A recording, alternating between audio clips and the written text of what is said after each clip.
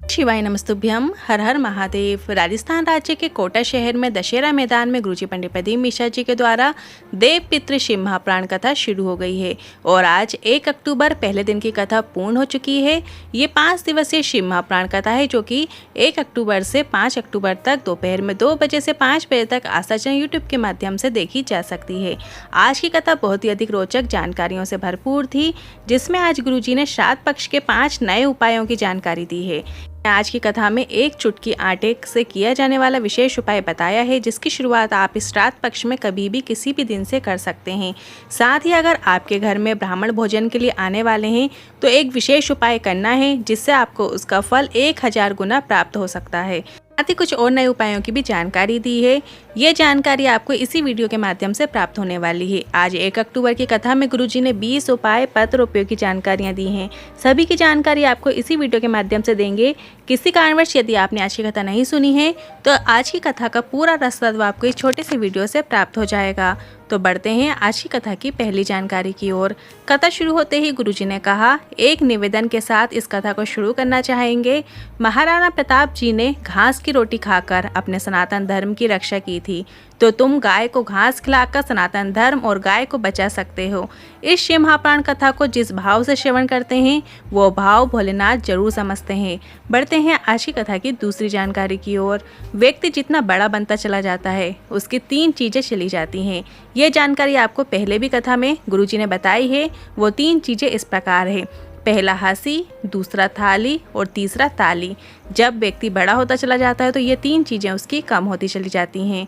बढ़ते हैं आज की कथा की तीसरी जानकारी की ओर। बड़ा व्यक्ति 2000 के नोट की तरह होता है और छोटा व्यक्ति 1, 2, 5 रुपए की चिल्लर के जैसा होता है। अब तुम बताना 2000 का नोट ज़्यादा काम आता है या चिल्लर? जिन्हें कहा, चिल्लर गरीब के कटोरे से लेकर अमीर सेठ के पास तक होती है और अंत समय तक मरने के बाद भी उपयोग में आती है। बल्कि जो 2000 का नोट होता है, जब वो बैंक से व्यक्ति व्यापारी के पास आएगा और पेटी में पैक होकर वो रह जाता है या फिर वापस बैंक में चला जाएगा, मतलब वो हमेशा पेटी में पैक ही रहता है, बल्कि चिल्लर हमेशा यहाँ वहाँ घूमती ही रहती है। बढ़ते हैं आज की कथा की चौथी जानकारी की ओर।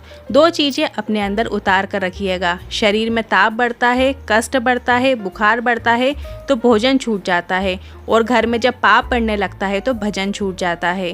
बढ़ते हैं आज की कथा की 5वीं जानकारी की ओर। गुरुजी ने कहा, एक बात कहना चाहेंगे, जिंदगी में कितना भी बड़ा पाप हो जाए, जिंदगी में कितना भी बड़ा आपने झूठ बोल दिया हो, जिंदगी में कितना भी बड़ा छल किया हो, जिंदगी में आपने कितना भी अपशब्द क्यों ना बोल दिया हो, पर शिव महाप्राण की कथा कहती है कि शरीर से कितना भी पाप हो जाए पर भगवान का द्वार कभी नहीं छूटना चाहिए, उसके द्वार जाते रहना चाहिए। बढ़ते हैं आज की कथा की 6वीं जानकारी की ओर। लता तिवारी जी एक पत्र लेकर आई। लिखा, मेरी सास के गले में बहुत बड़ी गठान हो गई थी, खाना छूट गया था, डॉक्टर को दिखाया तो डॉक्टर ने कहा बड़ी गठान है, जांच भी होगी और ऑपरेशन भी होगा और बड़ी बीमारी के योग भी लग रहे हैं। तब मेरी बेटी ने उनसे कहा, आप शिव जी की कथा सुना करो, शिव जी को जल चढ़ाकर उसका आचमन करना। दादी कैसे जाए, क्योंकि शरीर में कष्ट था, खाना बहुत पहले से छूट गया था गठान के कारण। बेटी मंदिर जाकर जल चढ़ाई और जल लाकर उनको दे देती और 10 दिन बाद गठान का ऑपरेशन होना था। बाबा की कृपा से शिव जी पर चढ़ाए गए जल को पीकर 10 दिन के अंदर गठान गल गई और ऑपरेशन की जरूरत भी नहीं पड़ी। उसी का आभार व्यक्त करने कथा पंडाल में आई हूँ। बढ़ते हैं आज की कथा की 7वीं जानकारी की ओर। यशोदा राठौर जी पत्र लेकर आई। 3 साल से मेरे दाहिने पैर की नस चौक हो गई थी, ब्लॉक हो गई थी। डॉक्टर ने कह दिया था धीरे धीरे पूरे शरीर की नस ब्लॉक हो जाएगी, शरीर काम करना बंद कर देगा, और मेरा पाँव काम करना बंद कर दिया। और किसी के कहने पर हमने शिवलिंग पर जल चढ़ाना शुरू किया और 1 बेलपत्र चढ़ाकर उसका आचमन करना शुरू किया। और दतिया की शिव महाप्राण कथा हमने कथा पंडाल में बैठकर सुनी और बाबा से निवेदन करके आ गए कि पाँव कार्य करना शुरू कर दे। बस आप कहते हैं 3 माह में बाबा ज़रूर सुनते हैं, पर 2 माह में ही मेरा पाँव कार्य करना शुरू कर दिया। उसी का आभार व्यक्त करने कथा पंडाल में आई हूँ। बढ़ते हैं आज की कथा की 8वीं जानकारी की ओर। शिक्षा और परीक्षा ये दोनों अलग अलग पहलू हैं। अच्छी शिक्षा हमें सफलता की ओर लेकर जाती है, परीक्षा हमें गिनना नहीं सिखाती, हमें बल प्रदान करती है। हमें जीवन में सफल होने के लिए, दूसरों से आगे बढ़ने के लिए बल प्रदान करती है। शिक्षा सफलता प्रदान करती है और परीक्षा बल प्रदान करती है। बढ़ते हैं आज की कथा की 9वीं जानकारी की ओर। मति और श्रीमति कंट्रोल में रहना चाहिए, अर्थात मति से अभिप्राय अपनी बुद्धि को अच्छे कार्यों में लगाना है, भगवान की भक्ति में, दूसरों की मदद में लगाना चाहिए। और श्रीमति कंट्रोल से अभिप्राय वो पति को समझे, आप पत्नी को समझें और दोनों अपने सामर्थ्य के अनुसार जीवन यापन करें, अपनी समझ के अनुसार जीवन यापन कीजिए। करते हैं आज की कथा की 10वीं जानकारी की ओर। आज कथा के दौरान गुरुजी ने विशेष जानकारी देते हुए बताया, अगर आप 16 श्राद्ध में ब्राह्मण भोजन करा रहे हैं, ब्राह्मण को जब भोजन भी कराते हैं, उन्हें दक्षिणा देते हैं और आप उन्हें तिलक लगा देते हैं, तो आपको एक ब्राह्मण के भोजन का फल प्राप्त होता है। यदि आपने एक ब्राह्मण को जिमाया है और आपने उन्हें तिलक लगाकर दक्षिणा दी है, तो आपको एक ही ब्राह्मण का भोजन कराने का फल प्राप्त होता है। पर अगर आपने तिलक नहीं लगाया है, उस ब्राह्मण को आपने भोजन कराया, दक्षिणा दी, बिना तिलक लगाए दक्षिणा दे दी, तो आपको 1000 ब्राह्मण के भोजन कराने का फल प्राप्त हो जाता है। इसलिए पूरा साल भर आप ब्राह्मण को भोजन के लिए बुलाएं तो उसमें आप तिलक लगा दीजिए। पश्चात पक्ष में ब्राह्मण के भोजन का कार्य है तो उसमें आपको ब्राह्मण को तिलक नहीं लगाना है, इस बात का आपको ध्यान रखना है। बढ़ते हैं आज की कथा की 11वीं जानकारी की ओर। वर्षा कमल सिंह राजपूत जी पत्र लेकर आई। मेरे जुड़वा 2 बच्चे हुए थे, जिसमें एक बच्चे को आंख की रोशनी और कान से सुनना बंद था, दूसरा बच्चा हुआ था वो स्वस्थ था, पर एक बच्चे के शरीर के अंदर और बाहर हमने मशीन लगवाई और फिर भी उसे सुनाई नहीं दिया और ना ही दिखाई दिया। डॉक्टर ने कह दिया कि बच्चा ठीक नहीं रहेगा, ऐसा ही रहेगा। फिर किसी ने शिवलिंग पर जल चढ़ाकर उस जल को कान में लगा देने को कहा। साथ ही मैंने बुरहानपुर की कथा सुनकर आई थी और बेटे के लिए कामना करके आई, तो मात्र 15 दिन ही निकले थे कि मेरे बेटे की आंख और रोशनी दोनों ही ठीक हो गई है, आंखों की रोशनी आ गई है और कान में ध्वनि भी आ गई है। उसी का आभार व्यक्त करने कथा पंडाल में आई हूँ। बढ़ते हैं आज की कथा की 12वीं जानकारी की ओर। वंदना कुशवाहा जी पत्र लेकर आई। 20 साल से सोराइसिस की बीमारी थी। डॉक्टर के मुताबिक बीमारी पूरी जिंदगी भर रहती है, शरीर में चमड़ी निकलती रहती है, खुजली होती रहती है, पर वो ठीक नहीं हो रही थी। सारे डॉक्टर का इलाज कराया, कहीं से कोई आराम नहीं मिला। आप कहते हो मंदिर में जाकर सफाई करो, मैंने ऐसा ही करना शुरू किया। शिवलिंग पर चढ़े जल को अपनी समस्या पे लगाना शुरू किया और मेरी बरसों पुरानी बीमारी ठीक हो गई है। उसी का आभार व्यक्त करने कथा पंडाल में आई हूँ। बढ़ते हैं आज की कथा की 13वीं जानकारी की ओर। सुषमा जी पत्र लेकर आई। 1 लोटे जल का क्या वर्णन करूं। मेरा बेटा 2014 से सरकारी नौकरी की तैयारी कर रहा था, पर नौकरी नहीं लग रही थी। बेटा हार चुका था और बोल दिया था कि अब कोई एग्जाम नहीं दूंगा। मैंने बेटे से कहा हार मत मानो। मैंने सीहोर वाले महाराज की कथा 2021 से सुनना शुरू किया है, वो कभी हार नहीं मानने को कहते हैं। और मैंने मेरे बेटे को शिवलिंग पर जल चढ़ाने को कहा, उसने ऐसा करना शुरू किया। साथ ही मंदिर में साफ सफाई करना शुरू की और बाबा की कृपा से उसकी सरकारी नौकरी लग गई है। उसी का आभार व्यक्त करने कथा पंडाल में आई हूँ। बढ़ते हैं आज की कथा की 14वीं जानकारी की ओर। पितरों के जो स्वामी होते हैं, पितरों के स्वामी का नाम है आर्यमा स्वामी। ये पितरों के देवता कहलाते हैं, इनका नाम जरूर स्मरण कर रखिएगा। बढ़ते हैं आज की कथा की 15वीं जानकारी की ओर। पितृ और देव पितृ में अंतर क्या होता है। जमीन आसमान का अंतर होता है, आज गुरुजी ने कथा में बताया है। हम कभी भी कोई पूजा करते हैं तो बोलते हैं पितृ देवता। देव पितृ का एक कार्य है, जब गर्भ के अंदर जो शरीर निर्मित होता है, शरीर कैसा देना है, वो कार्य देव पितृ का होता है। उसके शरीर को सही रखना है या कोई कमी रखना है, हाथ पांव टेढ़े रखना है या दिल में छेद रखना है या फिर सब सही करना है, उसको सुंदर रूपवान बनाना है, ये सारा कार्य देव पितृ का होता है। बढ़ते हैं आज की कथा की 16वीं जानकारी की ओर। श्राद्ध पक्ष में चुटकी भर आटा दरवाजे के दोनों चौखट में डाला जाता है, या फिर किसी के घर में आपने देखा होगा दरवाजे के पास आटे से रंगोली बनाई जाती है, वो देव पितृ के भाव से डाली जाती है। बढ़ते हैं अगली 17वीं जानकारी की ओर।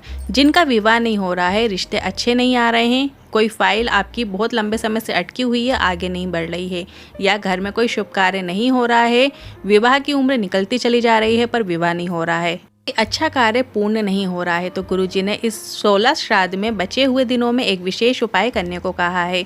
आपने अगर इस श्राद्ध पक्ष में अभी तक ये उपाय नहीं किया है तो भी आप बचे हुए दिनों में इस नए उपाय को, विशेष उपाय को कर सकते हैं। आपको रोज श्राद्ध पक्ष में अपने घर के मुख्य द्वार के दोनों साइड चुटकी आटे को पितरों का स्मरण करते हुए, देव पितृ का स्मरण करते हुए छोड़ देना है। और पितृ मोक्ष अमावस्या की शाम को कोई नदी, बावड़ी, तालाब, घाट में दीपदान जरूर करना है। एक दीपक भी प्रज्वलित कर सकते हैं, बस आपको इतना ही करना है। मंगल विवाह मात्र 1 माह के अंदर निश्चित होना तय है। गुरुजी ने कहा है 24 से 25 दिनों के अंदर आपके यहाँ जरूर शुभ काम होने लगेंगे या फिर जो अटका हुआ कार्य है वो पूर्ण हो जाता है। घर में शुभ कार्य होना तय है। ये विशेष उपाय आप कल से ही शुरू कर सकते हैं। कल 2 अक्टूबर का दिन है। इस दिन आप सुबह के समय अपने घर की जो चौखट है वहाँ पे आपको एक एक चुटकी आटा डाल देना है, देव पितृ का स्मरण करते हुए। बढ़ते हैं आज की कथा की 18वीं जानकारी की ओर। 3 जगह पर आटे की रंगोली का बहुत अधिक महत्व होता है। 3 जगह ऐसी हैं जहाँ पर आटे की रंगोली विशेष कार्य करती है। आटे की रंगोली का उपयोग करने से उसका फल हजारों गुना में प्राप्त हो जाता है। पितरों के पूजन करते समय, पितरों का पाटा भराते समय, पितरों के ज्योत यज्ञ हो रहा हो, यज्ञ कुंड की जो परिधि होती है, जो 3 परिधियां होती हैं, उसमें भी आटे की रंगोली बनाई जाती है। जब हम उसमें सांकल्य देते हैं, सांकल्य देते समय एक भाग पितरों को जाता है, जिनसे पितरों को मुक्ति प्राप्त होती है। शादी के समय मंडप में उस जगह पर आटे और हल्दी से रंगोली बनाई जाती है। पितरों को निमंत्रण की आवश्यकता नहीं होती है। पितृ आशीर्वाद प्रदान करते हैं और कभी भी वंश रुकता नहीं है और संतान सुख की प्राप्ति होती ही है। सरल भाषा में समझ लें, ये 3 जगह जहां आटे की रंगोली का उपयोग करना चाहिए वो जगह इस प्रकार है। दरवाजे की चौखट पे जब आप बनाएं तो आप आटे की रंगोली बनाएं। यज्ञ कुंड जब यज्ञ शुरुआत करें तो वहाँ पे भी आपको 3 परिधि जो होती है वहाँ पे भी आपको आटे की ही रंगोली बनानी है। तीसरा है शादी का मंडप, जिसके नीचे विवाह होता है, वहाँ पे भी आपको आटे की ही रंगोली बनानी होती है। बढ़ते हैं आज की कथा की 19वीं जानकारी की ओर। कामदेव जब आम के पल्लव में छुपकर भोलेनाथ को तीर मार रहे थे तो महादेव ने तीसरी आंख खोली और कामदेव उसी आम के पत्ते के साथ भस्म हो गए।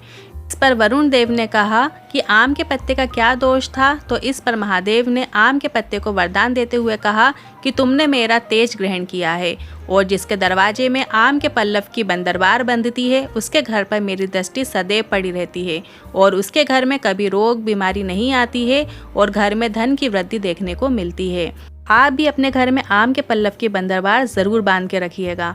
बढ़ते हैं आज की कथा की 20वीं जानकारी की ओर। 4 प्रकार के स्वप्न हैं और अगर आपको उसमें से आपके पितृ नजर आते हैं, सपने में आपको अपने पितृ नजर आते हैं जो शांत हो गए हैं, मर गए हैं, वो सपने में नजर आ रहे हैं, तो उसको कुछ संकेत होते हैं जो कि इस प्रकार हैं। पितृ अगर आपको रोते हुए दिखाई दे रहे हैं तो व्याधि कष्ट आने वाला होता है। यदि हंसते हुए दिखाई दे रहे हैं तो खुशखबरी आने वाली होती है। यदि सपने में पितृ भोजन की बोल रहे हैं, भोजन मांग रहे हैं, प्यासे हैं, भूखे हैं, तो घर में बड़ी बीमारी आने का प्रवेश का संकेत होता है। पितृ घर में घूमते हुए नजर आ रहे हैं, आप यहाँ वहाँ काम करते हुए दिखाई दे रहे हैं, तो पितृ सुखी हैं, आपको कुछ करने की जरूरत नहीं है। ये 4 प्रकार से यदि सपने में हमें पितृ देखते हैं तो उसका संकेत आज की कथा में गुरुजी ने बताया है। आज के इन उपायों से लेकर, कथा से लेकर मन में कोई सवाल या क्वेश्चन है तो आप कमेंट बॉक्स के जरिए पूछ सकते हैं। वीडियो थोड़ा भी उपयोगी लगा हो तो वीडियो को लाइक करके कमेंट बॉक्स में हर हर महादेव जरूर टाइप कीजिएगा। श्री शिवाय नमस्तुभ्यम।